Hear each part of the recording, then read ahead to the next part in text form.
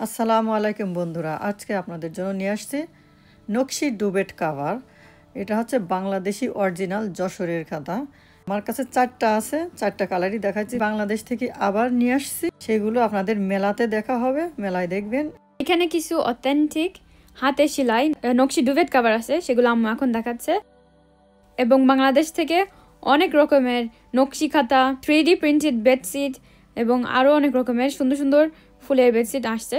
এগুলো আপনারা check out করবেন। আরও বাটিকের 3 পিস যেগুলো আপনারা অনেক রিকোয়েস্ট করেছিলেন সেগুলো, এবং কুশন কাভার যেগুলো অনেক সুন্দর দেখতে, আপনারা ডেফিনেটলি পছন্দ করবেন যদি দেখেন।